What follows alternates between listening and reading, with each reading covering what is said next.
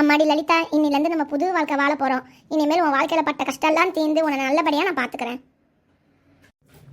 நீங்கள் நல்லா பார்த்தீங்கன்னு நம்பி தாங்க உங்களை கல்யாணம் பண்ணியிருக்கேன். இந்த வாழ்க்கையை நான் யாருக்காகவும் விட்டு கொடுக்க மாட்டேன்.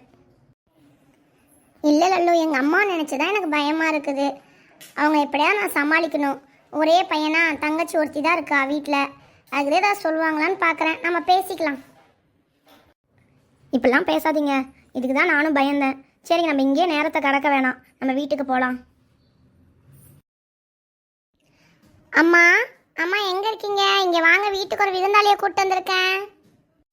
எனக்கு கையெல்லாம் நடுங்குது. உங்களுக்கே தெரியுதா, என் கையெல்லாம் உதறிட்டு இருக்குதுங்க. பயமாக வேற இருக்குது. லல்லு, பயப்படாதம்மா, அதெல்லாம் ஒன்றும் சொல்ல மாட்டாங்க. அம்மா வந்துட்டு இருக்காங்க, அமைதியாரு. என்ற மவனே குமாரு, என்னடா விஷயம்? யாரா அந்த பொண்ணு கழுத்தில் தாலியோட வந்திருக்கா வேற?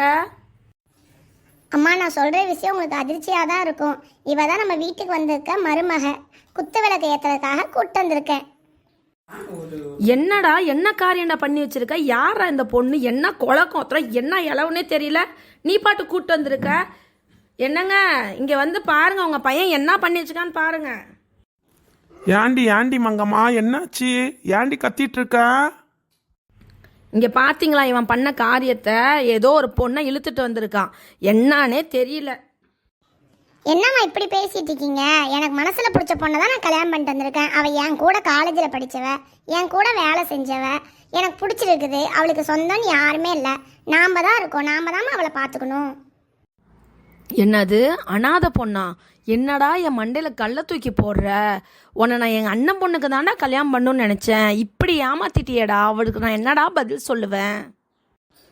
அப்பா, அம்மா தான் புரிஞ்சுக்கல, நீயாவது புரிஞ்சுக்கப்பா. நான் உங்கள்கிட்ட சொல்லக்கூடாதுன்னுலாம் இல்லை. எப்படினாலும் அம்மா ஒத்துக்க மாட்டாங்க தான் நான் கல்யாணம் பண்ணிக்கிட்டேன். என்னை நீங்களாவது ஆசீர்வாதம் பண்ணுங்க. மவனே, எனக்கு அதெல்லாம் இல்லைடா. எங்கள்கிட்ட சொல்லாமல் நீ கல்யாணம் பண்ணிட்டேன்னு ஒரு வருத்தம் தான் எனக்கு, வேற ஒன்றும் இல்லை. பொண்ணு பார்க்க லட்சணமாக இருக்கா. மங்கம்மா, நான் சொல்கிறது கேளு, ஆசீர்வாதம் பண்ணு பசங்களை. இந்த வீட்டில் யார் என் பேச்சை கேட்குறா? சரி, என்னவோ ஆசைப்பட்டுட்ட, கல்யாணம் பண்ணிட்ட. நல்லா இருங்க ரெண்டு பேருமே. சரிடா, நடந்தது நடந்துருச்சு.